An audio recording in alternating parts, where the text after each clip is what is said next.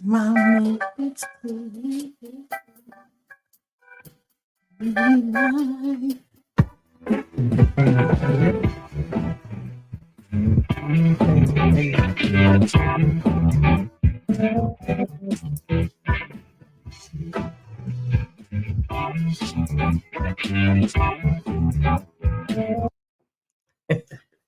Whew, you always tickle me with the looks. Good evening, good evening. Good evening. We are back again. Everyone. We are back. It is Thursday, March the 21st. March the 21st. March Madness is here. We are in the throes of the madness of March. March Madness has really been here. Have you picked your team? Have you filled out your bracket? Here's mine. My bracket has Carolina going all the way to the top, of course. I like it. Well, I mean, I know you have a love-hate relationship with the Tar Heels, but yep, I do. So do I. I love it. But I just couldn't see myself writing somebody else's name in the national championship. That's not my team. I'm with you. I mean, of course, I don't know, how many teams are on here? 64 right now? How many teams are on here right now? 64. There's no way I can know. 68. There's no way I can know everything about these. Some of these schools I've never even heard of. Yeah, way too many on there. So, anyway, but I did my bracket. I have Duke over here going. I have NC State losing tonight, just in case you're wondering. I mean, it ain't no hard feelings because they beat us in the championship. But listen, I'm just saying, the other day when they played, the commentators made like they were unstoppable and could not. They had I expect them to go all the way. The way they commentated. So they had to because they was unstoppable. That's what they said. Yeah, I mean, they had not lost a game all season. All season, like it was not unstoppable. You lost 15 games. Yeah, but I did think today. So we have this friendly rivalry with our Duke friends, our NC State friends, and there's some people who are never Carolina. They're never going to cheer for Carolina. I don't know that I'm ever going to cheer for Duke, but State I feel like is it has been a little bit different this year because I appreciate the hustle of those kids, and that's the thing. You get to be this big age, like you start out in middle school choosing a team, and the players could be your parents. And if you stick with that team long enough, you get to, now these players could be your peers. Right? And then you continue. I mean, because if you really, I'm not talking about these bandwagoners. You hop on, you hop off, you hop on. I'm talking about if you stay true to your team, then the demographic of the team changes. So at some point now, these players are now at the age where they could be easily my children. Easily. They're younger than my children. Yeah. So I feel some kind of way about cheering against children. But I love the players. I like, watching the game. I love the heart that those State players showed that night. I was glad for the coach. Oh, I was glad for the coach. I like that. So coach. it's a touchy situation, but I do have them down to lose tonight. It's nothing personal, but I do have NC State going down tonight. Whatever. Yeah. Whatever. Yeah, but if you're on who's then you can put your team in the chat too if you want to. But who do you think is going to? Who you got in the least in the Final Four? My Final Four. I don't even know how to read this chart. I got Kansas, Duke, Connecticut, and Carolina in the Final Four. You might have one right. Again, maybe knowing nothing. Maybe two. UConn and Carolina, maybe. Duke, Kansas, I don't know. Duke has a good team. They just ain't playing good right now. They're not sinking right this minute. So they're struggling. I picked Gonzaga to win just because I like saying Gonzaga. They're on the struggle bus. That's the only reason. So this is y'all really can't go by my. So that's why some teams I pick because I like what their mascot look like. Or the colors. Some teams I just like because I want to say Gonzaga. Mm-hmm. And that's really why we can't play spades together as partners, because your philosophy of winning is the same when we play cards. You like I want to win. I'm like, how many we need? What you want to go? You want to go 8? I mean, if that's what you want to go, we'll go. You got 8? Oh no, I don't have 8, but we'll go 8 if you want to. Okay, it's not that bad. It's not that bad. I'm just a people. I know how to play spades. Like, don't play in my face. I know how to play spades. I'm just not that. I mean, it's not a serious game to me. Okay, it's not a serious game to me. Okay. But I would like to remind everyone who doesn't know that we went camping this past fall, and I did emerge as the spades champion. You did. And I was playing with someone I ain't never met before. Yeah. It's the first time meeting them. So maybe it ain't me. You did. Maybe it's not me. I won the championship. I mean, I was in the championship. I was in the championship too. But did you win? I mean, y'all got lucky. Okay. Y'all got lucky. I mean, only one team can be crowned the winner. I mean, it was two people. One of them was me. Yeah, y'all got a hand one time and had 13. And I think y'all beat like them. Because my partner didn't want to. When I say, "Do you want to go 13?" Let's go. I don't care. I don't care. Again, it was somebody who I ain't never met. She didn't trust me. She didn't trust my skills. Somebody, they heard about you. Yeah. But yeah, so put your teams in the chat. Put your winners in the chat. Who you ever think is going to win this March Madness? And how much work are y'all getting done? And yeah, because according to some of the coaches, college athletics is on the way out because all the coaches are mad now because the players are finally getting compensated and getting a piece of the pie. And all the college coaches are complaining that, all the kids just want to know now is how much they're going to get paid. Well, a lot of times that's what everybody want to know. That's what the coaches say too. Mm-hmm. But now that the kids have a little agency in the game, seems to be an issue. And you know what they say, to the privileged, equality feels like oppression. So, when you are always on the top, controlling, and really, I think that's really what it's all about. This is Carol. I think that's really what it's all about is the control. Because as a coach, without this, the transfer portal and without the name, image, and likeness, players have some control over what they can do. They can transfer if they not get playing time. They can go somewhere. They can do things different. When coaches had, all of the control, and if you made the coach mad or if coach didn't like you or whatever, you could not play because of personal reasons. Now players have the ability to go other places, and they ought to, because coaches can leave when they want to. Coach can leave. They don't have to sit out a year before they coach again. They can leave today and go coach at the school tomorrow. Players used to, when they left, they had to sit out a year before they could even play.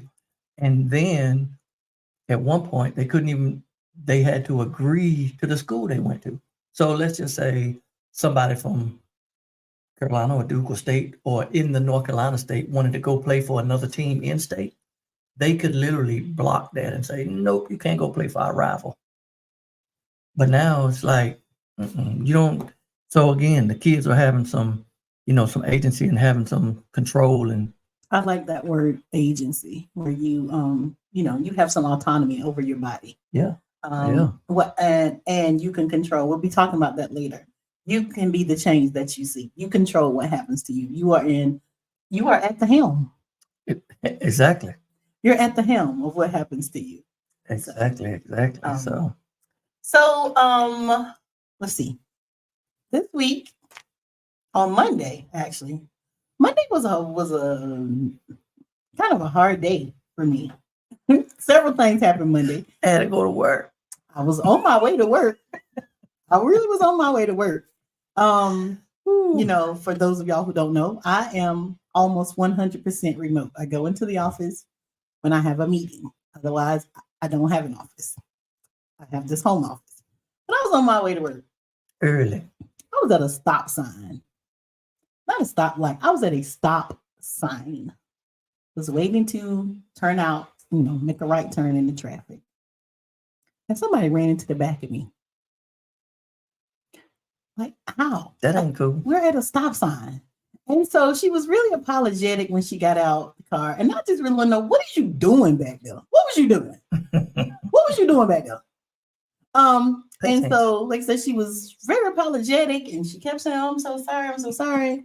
I was on the phone with Wayne. I guess that's why he's giggling. I was on the phone with him because I'm always on the phone with him. Yeah. But I just happened to be talking to him at the time. I was like, yeah, I just got hit in the back. And so Wayne could hear her, and she's, apologetic. And I know she was waiting for me to say it's okay,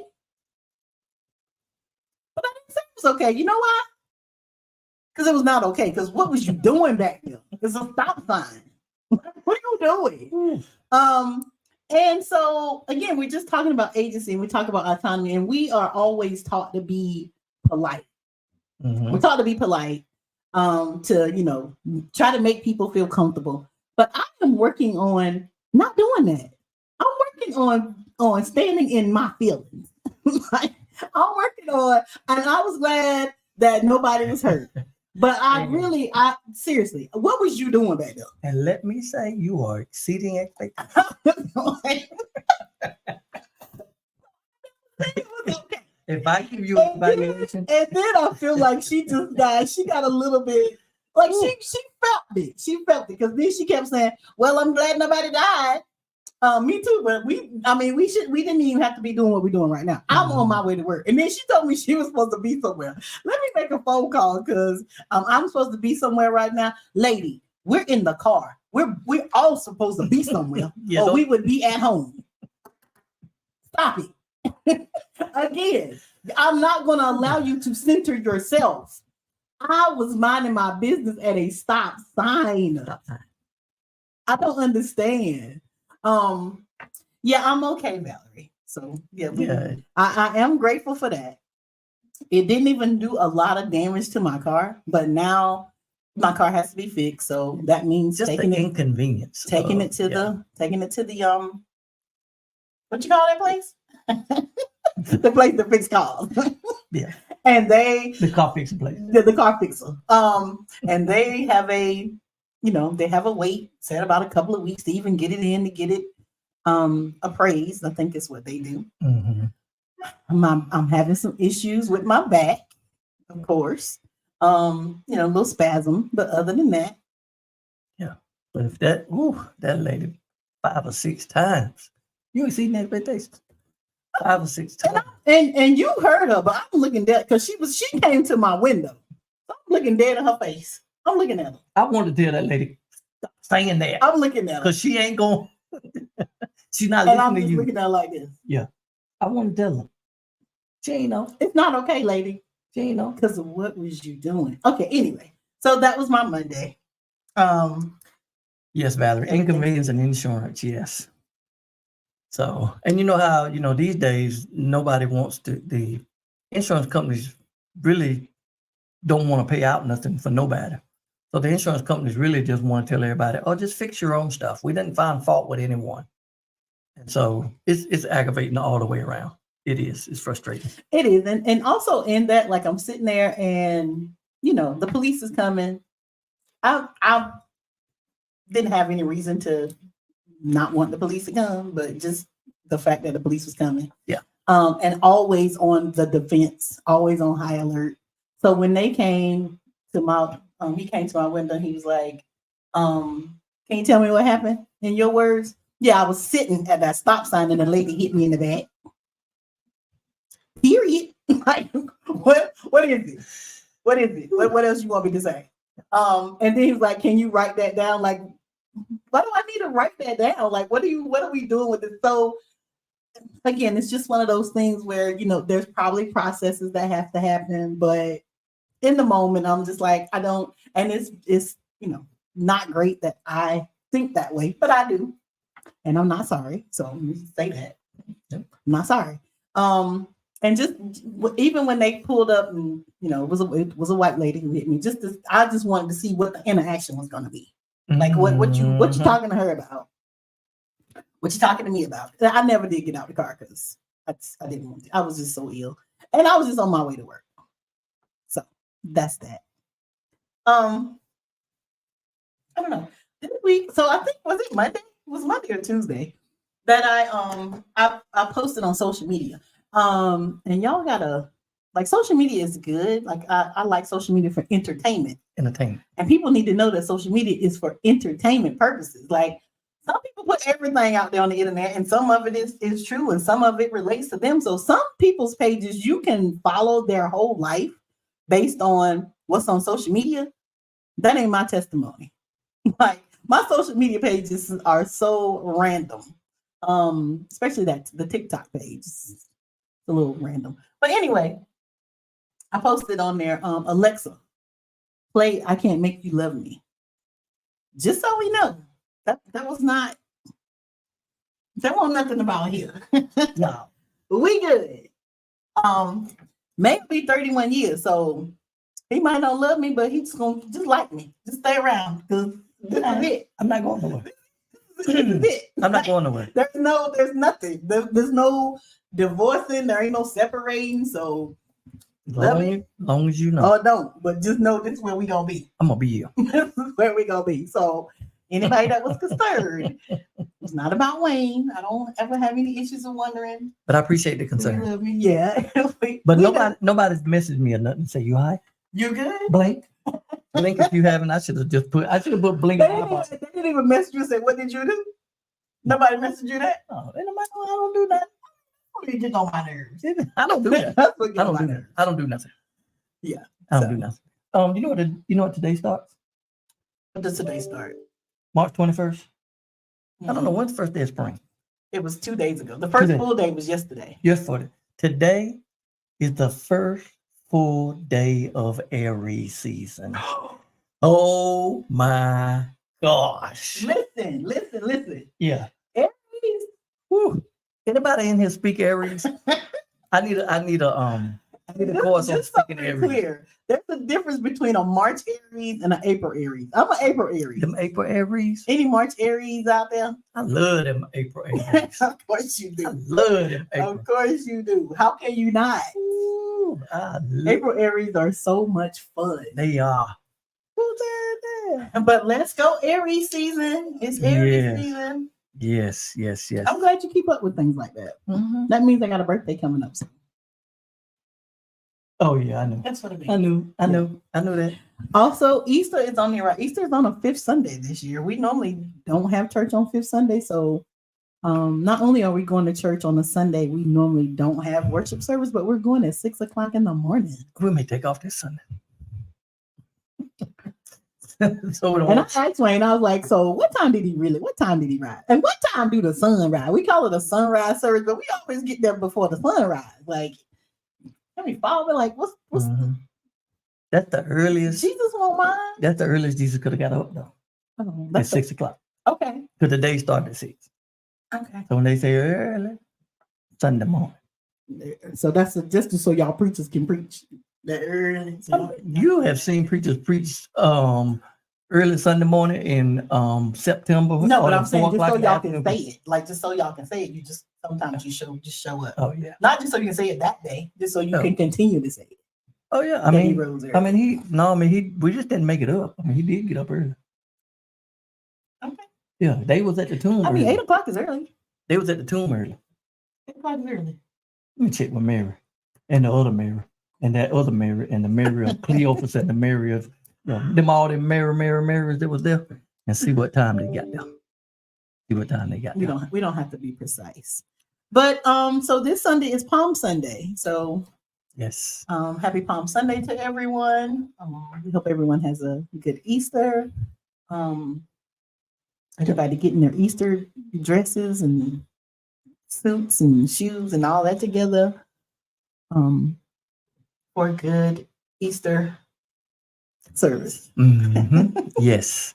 So we're doing a shout out someone I think has been on the show before. Ashley Gaddy. Ain't she been on here before? Yes, she came on to talk about education. Yeah, Dr. Ashley Gaddy in education. Came on one time and talked to us about equity in education. And we had the opportunity to be in her classroom. She is a professor at Wilmington. UNCW. I was going to say Wilmington University, UNC Wilmington. We had an opportunity to be in her class. She teaches a class called It's called interracial communication. Interracial communication, I think that's what it was. So we had an opportunity to be in the class live. Of course, it was a Zoom class, but we were in there with all the students and Mostly seniors, mostly college seniors. Mostly college seniors, but good experience. It was good to be there. I was glad we enjoyed that this past week with Dr. Ashley. She is doing wonderful things, not only in the classroom, but out in these streets too. So we are grateful to be on there with her this week. Anything particular while we were in the class? No, I would just the fact that there is a college class called interracial communication. Yeah. I don't know. I don't know if I want to say it's weird, but I guess it's needed. And I think if you are, and this is what I told, it's good to have a conversation if you're in an interracial relationship and you're that young, or you're thinking about getting into an interracial relationship. So I think it is a good, I think it's needed, like I said. But my advice to them was, if you are not ready to stand in the gap, and I mean really stand in the gap for the person of color that you're dating, and I mean to your grandma and to your uncles and them, if you ain't ready to take them hits without making any excuses for those people, leave them people alone. Yeah. Just leave them alone. Yeah, don't get in. Go find you somebody else to play with. And so there was one question that was about, if there was a support group for people who were in interracial relationships. And when we were early on, because I wasn't, this is my first interracial relationship. I'm just trying it out. And you own it? It's my first, yeah. It's been 31 years. So this is probably gonna be it. You thinking about having a second? No, I am not. But so early on, I thought it would be cool to maybe be in a space with the same people who at least on the outside look like you, but in this far in, I know that just because they're in a interracial relationship doesn't mean that the headspace is right from either one. Either one could be sus. Yeah, the black person or the white person. So again, the advice was to know who you trying to get in the support group with, because if you're just looking for somebody to confirm your bias already, that's not going to help you. And if you feel challenged when somebody tells you something about your actions and you're not able to sit in that discomfort, that's probably the person who you need in your support group. So it just depends on who you're seeking out. But yeah, you have to be I don't careful. know, a support group for interracial relationships. Yeah, you have to be careful. Like you said, all I can tell you is this one works. Yeah, because if Tim Scott is in your group, or Congressman Wesley Hunt from Texas, or Clarence Thomas, it just depends. Yeah, they're not. And there's some white people out here sus too. Don't just be calling out the black people. White people be sus too in interracial relationships. Well, all of their wives too. I mean, whoever. Yeah. Jenny. Let me call out Jenny. Call out Jenny. And Mindy. Mindy. Call them out. Mindy. I don't know who Wesley. I don't know who Wesley woman is. And them other folks be letting them. Yeah. So they be letting you just gotta know. You just gotta know. And it was funny when she did ask support. So not only for both of us, but a support group for like you, and then a support group for me. Like there was. She didn't ask for no support group for you. I mean, but she mentioned it. But she explained to her students why she was not going to ask for a support group for me. Yeah. So yeah. Most of those support groups are they're horrible. Yeah, but I mean, it depends again on what you look, because on these social media apps you can find whatever you're looking for. Yeah. Whatever feeds your fancy. If you don't want to know how horrible a partner you are to an interracial person, there's a social media group for you. Yeah, definitely. So. Yeah, you're right. Evening, Sada. Good to see you always. So we were planning on talking about the change. Oh, we go. I don't want to say speak of, but so we are so we've pretty much wrapped up the last. We talked about the Yeah, we had our March 2nd conversation because we did that last week. So we are we're grateful tonight for a guest coming on to join us this evening, who again is no stranger to us. He has been on here before. We had this person on to have church talk one time, and great to have them back again. A wonderful friend, mentor, colleague, someone who has been out here in these trenches for a while, and also now is I will have to find out how new of an author. I know there's a new book that recently came out, and we're going to have to find out if the previous book is also new or has it been out a while. So without any further ado, we want to bring on Pastor Keith Wooten, pastor of Stone Memorial CME Church in Pittsburgh, North Carolina. A father, husband, brother, friend, and all of those things. So we are, give it up. Oh, I hear the beat. Hey, my brother, how you doing, man? Oh, fantastic. It's good to be with you guys at the Helm. Yes, sir. back again. Yes. We appreciate you for joining us this evening, and appreciate you for just being you too. We have known Pastor Wooten for probably 20 years. Man, it's been a while. Yeah. I'm pretty sure it was down at Prince Chapel a while. Is where I think we probably first met, or definitely the relationship began to grow down there.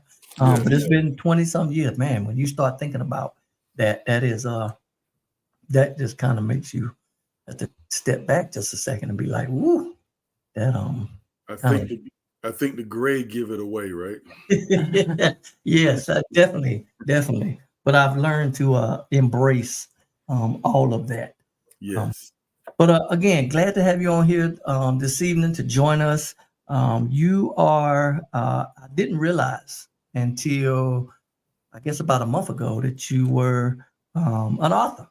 And then I may have realized that you were the author twice. Well, I know you're author twice, but you have, and I think it's your newest book, your most recent book is Be the Change You Seek. Yes. The most recent. So there was another book, The Power of Community Involvement Strategies for Church Growth. Now, was that one previous to this one, or you did them kind of at the same time?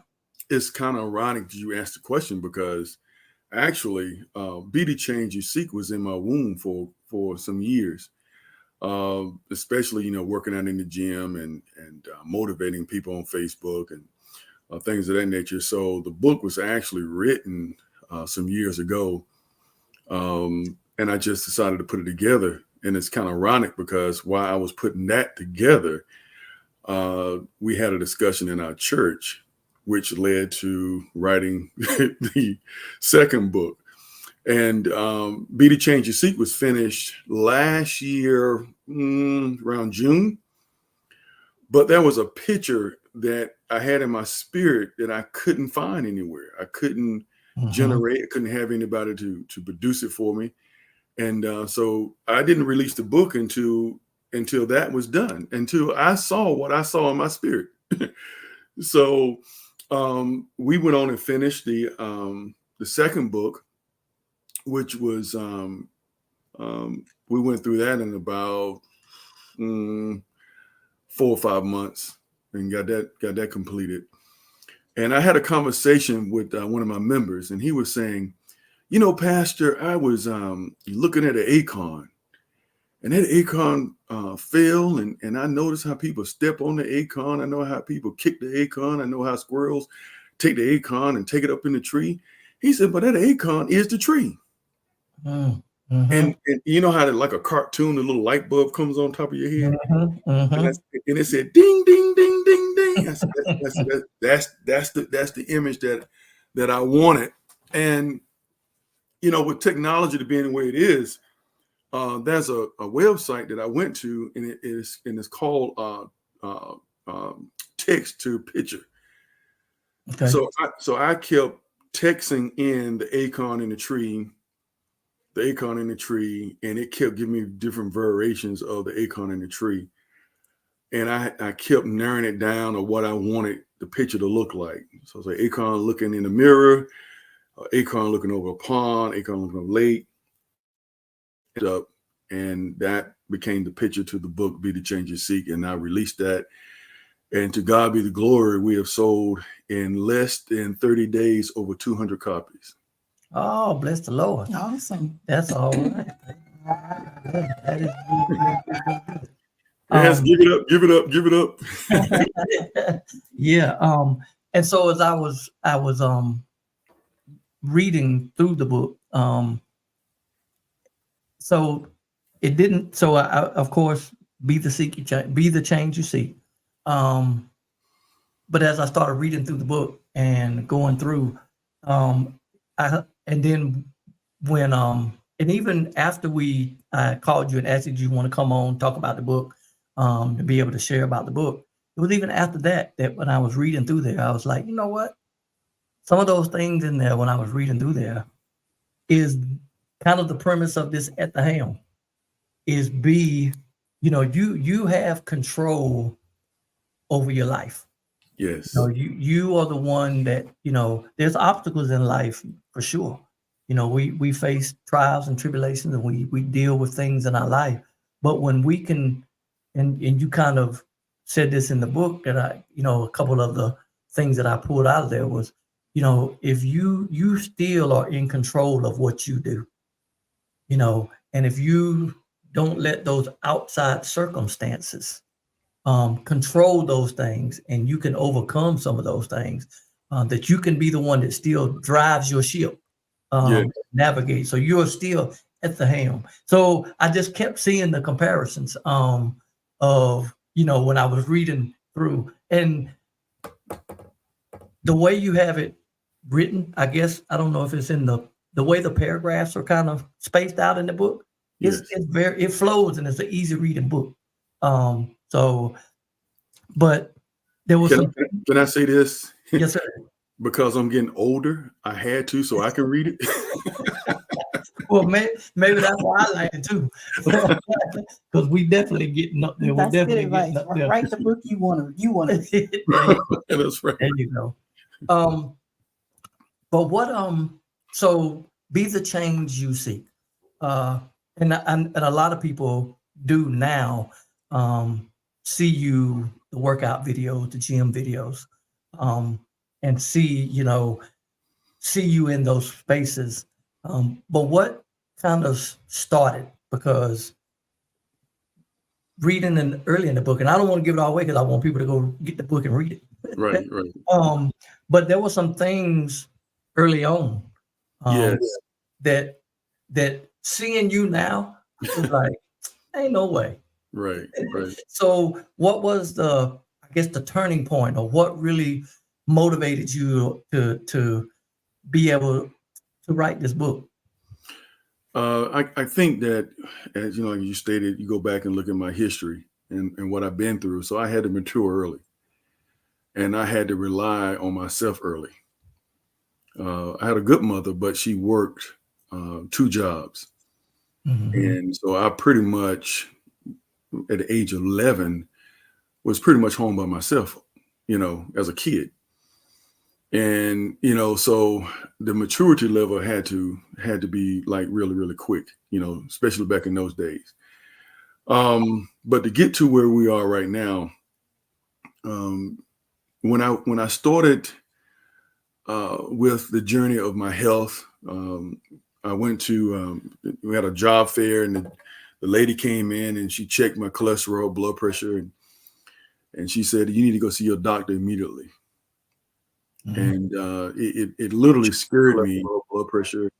It literally scared me. So I went to my doctor, and they checked me out, and said blood pressure was off the chain. Cholesterol couldn't be read because it was so high. He said that I was a walking time bomb, that I could literally have a heart attack in any moment. Nice.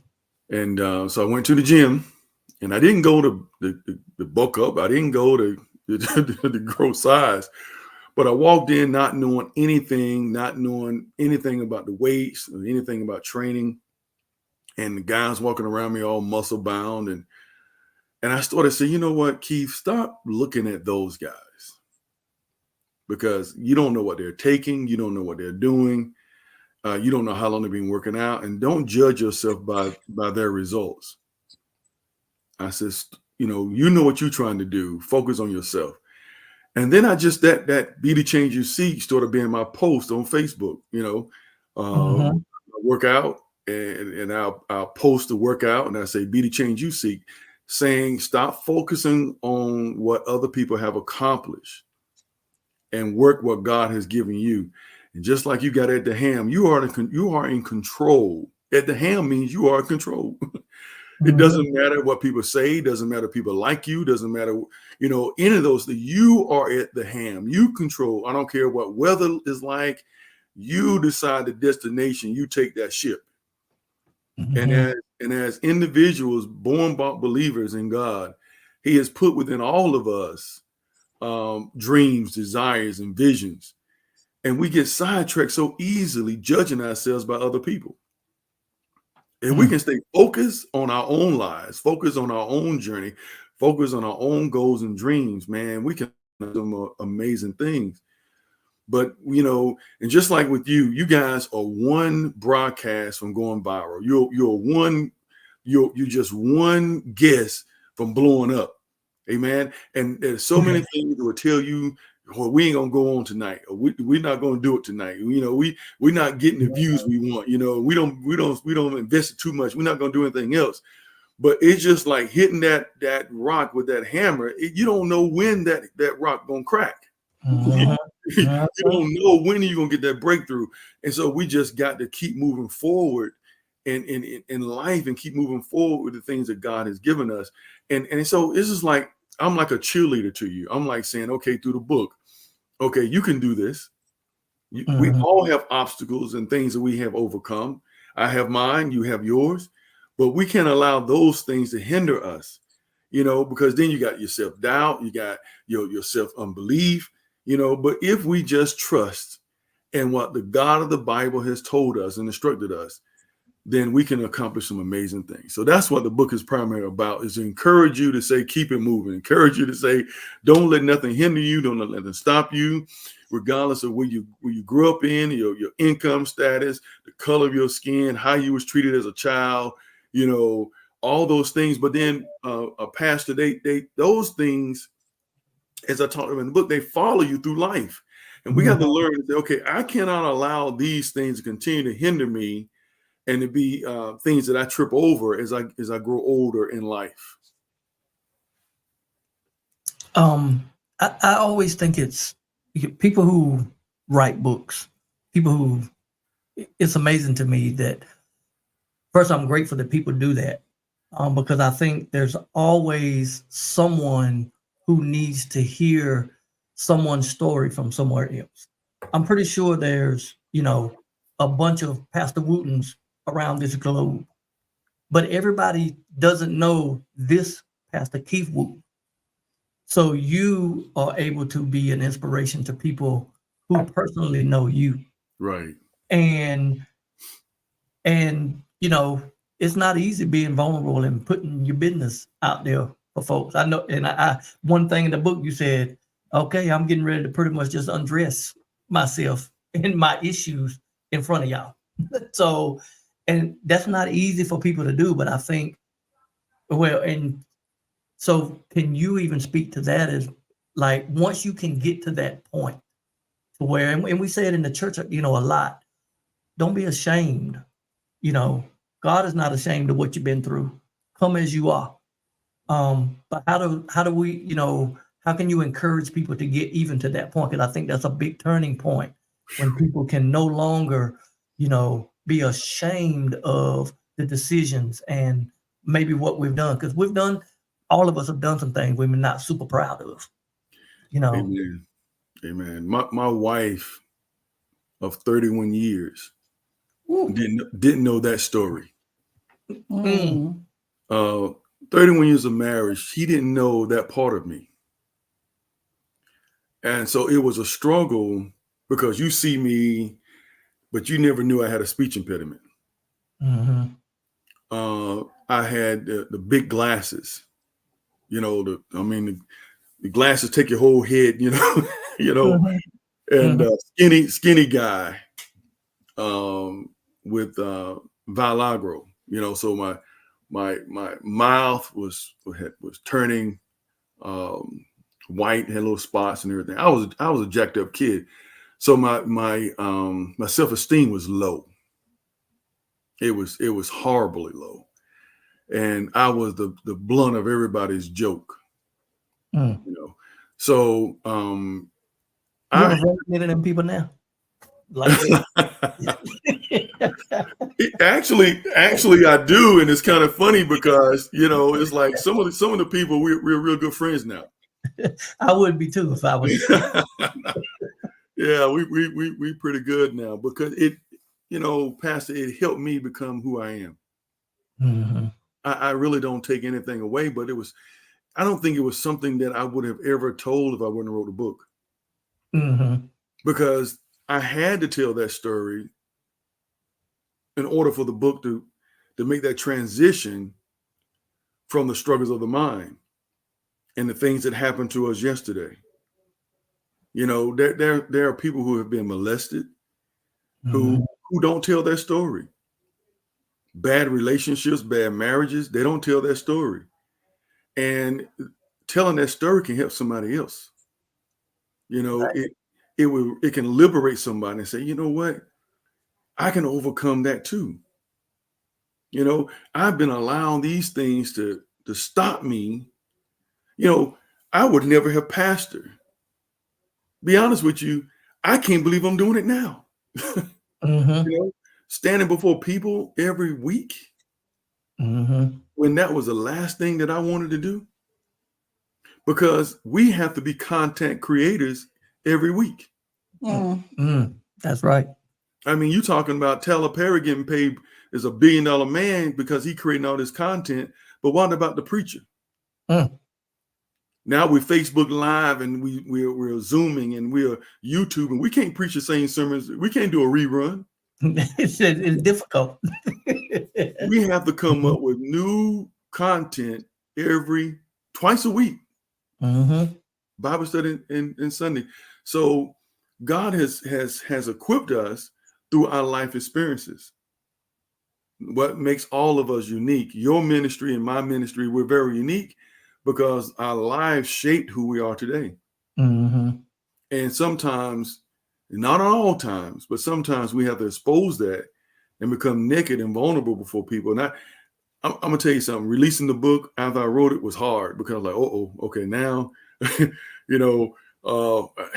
can't hide behind the Superman shield now. So I'm going to really be exposed. So that was really hard to just get it out there. Now it's out there. Now I got to promote it. Yeah. Mm-hmm. Because I realized that writing it was the easy part. I thought that was the hard part. Yeah, exposing it. But exposing it and not being ashamed because, let me share this and I'll let you ask another question. But one of the things that I've learned is you got to have enough confidence. It's like you got to promote your show. All right. And you got to get past the fact that you got to sell yourself. Mm-hmm. Oftentimes we want somebody else to sell us, but we don't want to sell ourselves. But there's a book that I read and it's called The Greatest Salesman in the World. And you would think that he's selling toothpaste or Bibles or something like that.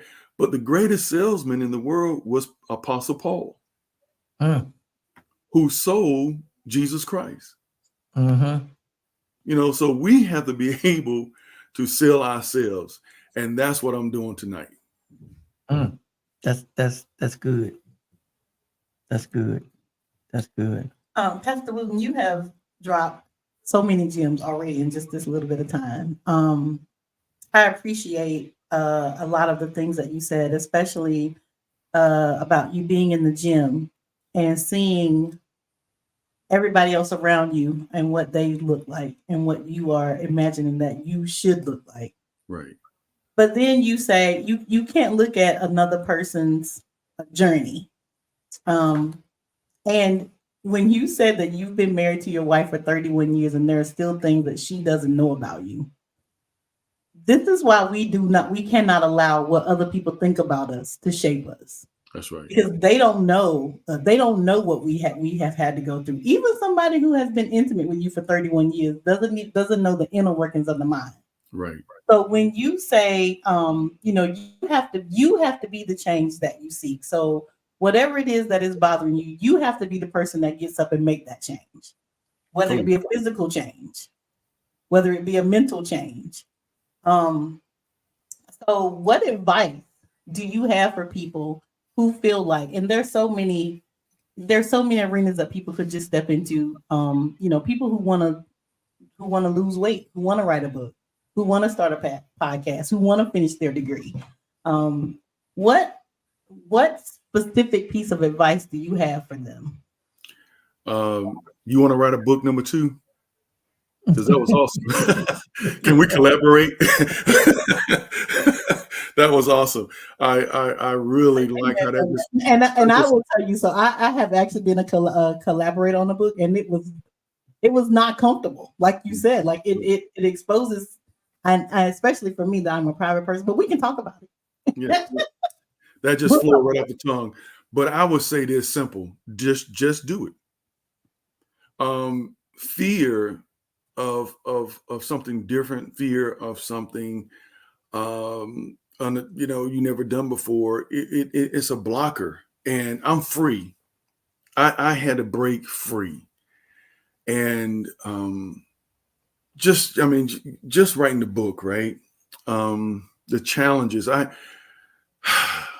had it was done primarily, and it just sit in my spirit. I knew the chapters. I had, I had the titles. Everything was done, but it was the fear of failure, the fear of being ridiculed and laughed at, and say, "Oh man, that's a flop. Nobody wants that. Nobody's going to buy that. Nobody want to hear your story," And so that's those self conversations that you have that you got to learn to block out. Because Murphy's Law is real. He'll come down when you are high on the mountain. He'll sit right beside you and begin to tell you, "Who do you think you are? You're going to write a book. Or who do you think you are? You're going to lose weight. Who do you think you are that you're going to take this promotion on the job?" And even when in the book I talked about when I was a plant manager and how I talked myself out of the position because I still did not feel adequate enough. I still have some self-doubt. Oh man, you don't have the education, you don't, all of these things hinder me from moving forward. So the thing is, like with the book and losing weight and building myself up in the gym, I just put one foot forward and kept moving forward. I said, okay, I'm going to do this. I put my head down and I told my wife, I said, I'm no longer going to go from year to year saying I need to do this. I want to do this. I'm just going to do it. I said, coming into 2024, I'm going to release this book. I'm going to release a second book, and we're just going to see what's going to happen. And God has really blessed in ways that is literally blowing my mind. And because I'm a self-promoter, I'm learning as I go. But God is giving me the strategies. He's telling me how to do these things and how, just like, tagging people and putting them on Facebook and all these different things. He got people in my life that's helping me out, you guys, and people around my circle who's helping me promote it and get it out. Because one person might see it on your show, you're tagging me on your wife's show, it's going to be tagged on my Facebook page. Somebody else is going to tag it on their page. And before you know it, this little conversation, somebody say, "Let me check that book out and see what he's talking about." Mm-hmm. And if one person buy it based on this interview, oh man, it's worth it. It was worth the time that we all invested in talking together tonight. Mm-hmm. Amen. Yeah. I just want to say that I'm glad that you faced those fears, overcame those fears. I was just in conversation with somebody today who was talking about, some things that they want to do. And I just had to tell them some things that we are called to do and purpose to do is not for us. Like you're pregnant right now with something that's going to free somebody else. And That's you right. have to go out, you have to do it. And I feel like that's what this book is gonna do for a lot of people. So I admire your courage for releasing it, for feeling exposed, for just laying bare. Because I believe that it is definitely going to help a lot of people. It's going to help a lot of people. So tell us how we can where can we get the book? We have the book. We get Yes. Real quick before you answer that. For those who are maybe just joining us, we are on tonight. Blessed to be with Pastor Keith Wooten, who is the author of the book that he's getting ready to share. Be the Change You Seek, and we're going to try to get into the power of community involvement strategies for church growth. The author of these 2 books. But yes, write those down. I'm getting ready to try to put a picture in the chat so they can see what it looks like. But yes, tell us where they can find these books at. These books are now available on Amazon. You can simply type in Be the Change You Seek or The Power of Community Involvement. You say, well, I don't remember that. You can simply type in by Keith Wooten. I didn't say Pastor Keith Wooten. I didn't say Reverend Keith Wooten. And even on the book, you see it just simply says Keith Wooten. So you can just type that in and the books will pop right up right there on Amazon. Beautiful. I'm going to drop it in the chat. And that visual that you were talking about, yes, it's amazing. It's an amazing visual. Like you said, the acorn is the tree. yes. Regardless of how you treat the seed, whether you run it up a tree, whether you step on it, it's the tree. It is what's going to bring life and provide that oxygen. So I love this visual. Yes. So so you mentioned you in this book were, you set out and you kind of talked about being the cheerleader for others, to encourage, cheerlead others. Who were some of the people, whether it was early on, whether it was in the middle, even that continue to be your cheerleader and encourage you, that have helped you through this journey, and some that may didn't even realize? I've always admired you. I've always admired you with your boldness. You are very unorthodox, and you move in a way that you don't care. You move based on your conviction. Whether I agree with it or the Joe Blow agree with it or not, you move based on your conviction. And the people in my circle are small. I do not have a large circle of people that I surround myself with. I'm very, very critical of who I allow in my inner world. Mm-hmm. And everybody that's a part of my life has been that light, that beacon, have inspired me to achieve greatness. When I see your wife graduated from college, and I said, you know what, come on, Keith, let's do this. It's the people my age that inspire me. Mm-hmm. If I see that they can do it, and I know it's hard, but you make it look easy. And that's the grace about where God blesses us, because this is the time of the church. This is the time right now. The pandemic has leveled the playing field. And now we have the same opportunity as the mega pastors. Mm-hmm. And now people are looking for, because now the ground has been shooken, and now we're finding out things about these guys that maybe a little questionable. Mm-hmm. And so now that people are turning their attention to the little corner church, the little preacher who's preaching holiness and preaching, preaching the word of God without asking for money to buy a Learjet, So now our ministries now are receiving the benefit of that shaking that the Bible talks about. Mm-hmm. So I have been inspired by was one of my classmates. I saw him on Facebook, and he had abs. He was at the pool and he had abs. Mm-hmm. And I got mad. Mm-hmm. I said, wait a minute, this boy got abs. Mm-hmm. And so I said, well, look, I gotta figure this thing out. So those are all these different things that have inspired me. My father-in-law, with his life stories and things that he would share with me, inspired me to just keep moving forward. And that's the key. You gotta keep moving. Yeah. Keep it moving. Keep it Yeah. moving. I think you always say that. You keep it moving. Keep That's it right. moving.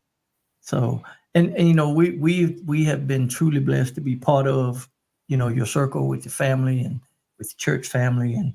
And so, the other book is called, The Power of Community Involvement, Strategies for Church Growth. And you really could come right after that and say, be the change you seek. Right. even in that Right. environment, they go hand in hand. And I know a lot more about that journey. I learned about your personal journey through the change you seek. But I know the journey you've had, a lot of that journey through ministry.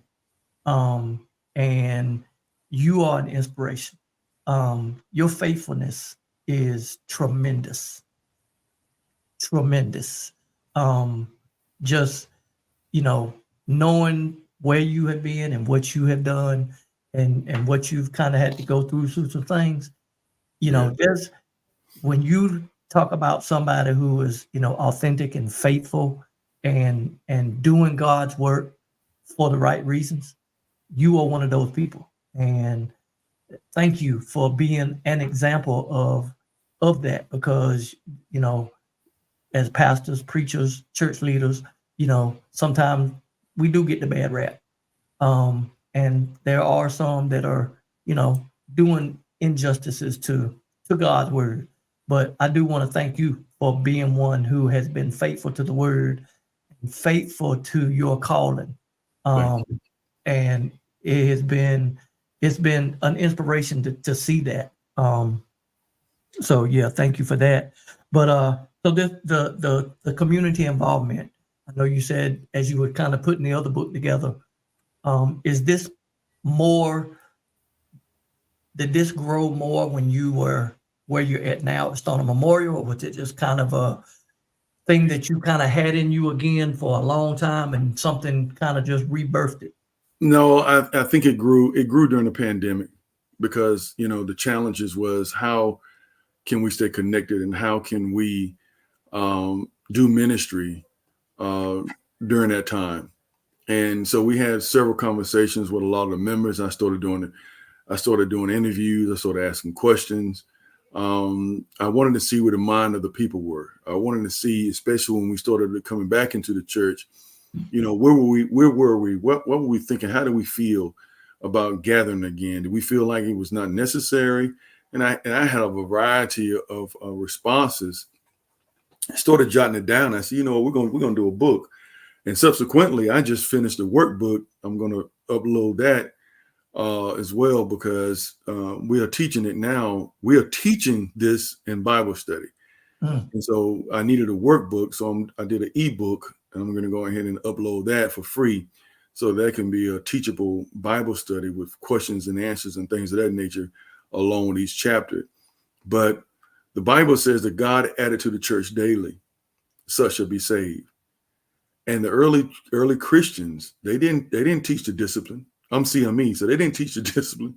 Mm-hmm. They taught Christ. They wasn't worried about members. They was worried about making disciples. That's right. And we kind of lost something where we are preaching Jesus, but we're not preaching what Jesus preached. And if we start preaching what Jesus preached, instead of preaching about who can out-preach each other about preaching about Jesus, instead of preaching the message that Jesus preached, then our communities will be a whole lot better. These campaigns that you guys are talking about will be a lot easier, because the message of Jesus was the message of the kingdom. That's right. It was a message of inclusiveness. That's right. It's a message of community. And we talked about how when I grew up, my grandma said, boy, go next door and get a cup of sugar. And I'll go next door, and She didn't have much, but she didn't say, I don't have no sugar. Tell your grandma I ain't got no sugar. She would pour out a cup and fill that cup up with sugar, and I take it back. Next day, she'll knock on the door. I need a cup of flour. Mm-hmm. Grandma go in there and have about that much flour, but she'd give her every bit of flour she had because her neighbor asked for it. Mm-hmm. What if we remember that when it comes down to church work? Remember that when it comes down to sharing the gospel, sharing the faith, sharing the love, being compassionate, Mm-hmm. looking at not being above anybody. But if my brother don't have it, and I have it, then my brother got it because I got it. And so we started teaching that mindset because we have turned church into a business. That's right. And we got to go back to relationships. Mm-hmm. So we're teaching the people, when you talk to someone, we don't have to talk to them about Jesus all the time. Build a relationship. Ask that person, when was the last time someone told you they loved you? When was the last time somebody gave you a kind word? When was the last time somebody encouraged you? You ain't talked about Jesus. You ain't talked about salvation. You ain't brought none of that up. But you made somebody, I see you. Right. You're not invisible. I see you. Mm-hmm. And I want you to know that I got your back. I want you to know that I'm thinking about you, that I'm concerned about your needs. And these are the things that'll make our churches grow and thrive. Most definitely. Because you're talking about what Jesus talked about, not just talking about Jesus.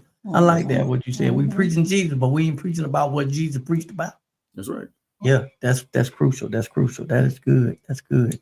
Pastor Wooten, we want to make sure that people know how to contact you, reach out to you. So on Facebook, you are Keith Wooten. Do you have any other social media pages that we can support you on? I wish I did, and I need to. You on the gram, on the Twitters, on the X. You got to get an Instagram now. I know. I'm look. The pandemic forced me. You know what? Let me say, y'all were doing Facebook Live long time before I did. Y'all was already all this media stuff, man. I was like, how they do that? When I went to your church, so what kind of camera is that? I was asking all these questions, right? So I'm forced into this thing now. I have no choice but to be forced into it. But I'm on Facebook, and I share a lot of information on Facebook. My information, I'm brand new at all of this, and I'm trying to get all this set up with a web page and all that. But my church is Staunton Memorial CME Church in Pittsburgh, North Carolina, 230 Cradle Street. We do have a web page with the church, and you can just Google the church, and boom, there it is, and all the information is right there. Again, my book is available on Amazon. Amazon only, unfortunately, right now, because that's the get it out. I wanted to get it out, and I wanted to get it out fast. That I'm using that method of doing that, but I'm going to go to other methods to get the book out as well. But that's who I am, and that's all I can tell you. Amen. But I'm so thankful for this opportunity to share with you. Thank you for having me on, be a part of the Helm. Yes. And I did drop the link to the Amazon. The Amazon link is in this chat. So you all click on the link, go grab a copy of the book. Yes. And you can, Pastor, we may have to get with you, but you can take this and share it, put it on your page, share it. I mean, it's going to be on Facebook. It'll stay on there. So, okay. I got a question for you. So what is this? What is the streaming? What is this? This might be an offline conversation. Okay. Yeah. This right here, y'all know I'm saying looking like what in the world? so we're gonna close out, but you stay on here. So just as at the helm, this nautical term of being, driving your ship, your life, being that one. You've been on a cruise, you have an embarking when you get on the ship, and then you have a de-embarkation when you get off. So at the helm, when we have finished our luxurious cruise for the evening, now it's time to disembark from our cruise. We want to give words of encouragement to all of those that are getting off the ship, all of our passengers who have been with us this evening.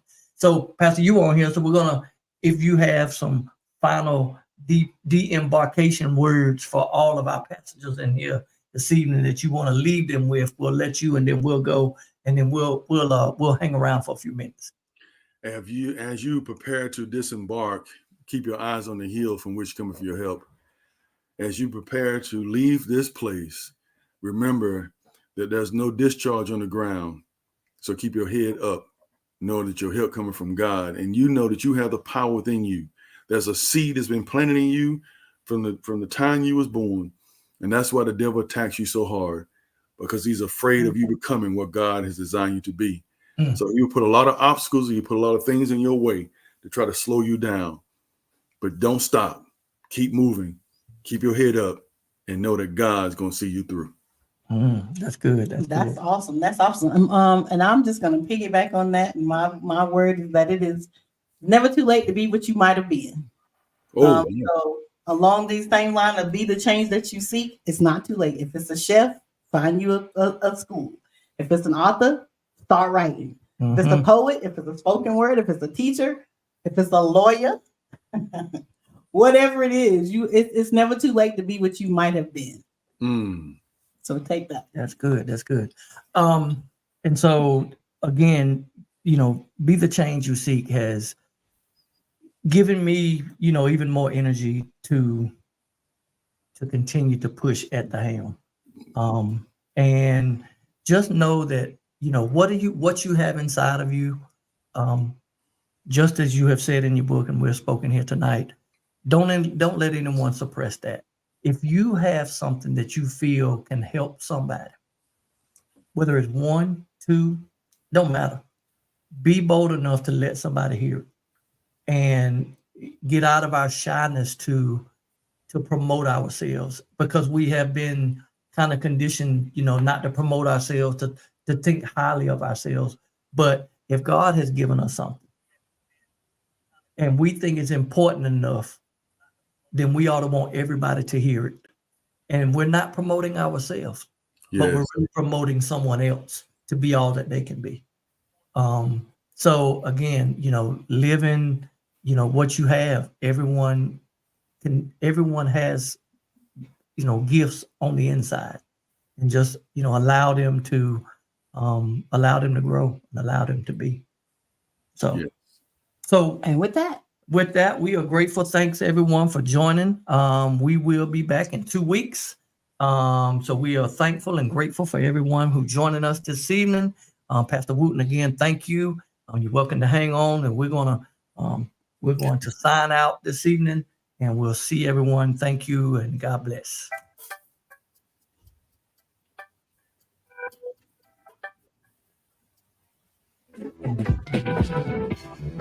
Hey.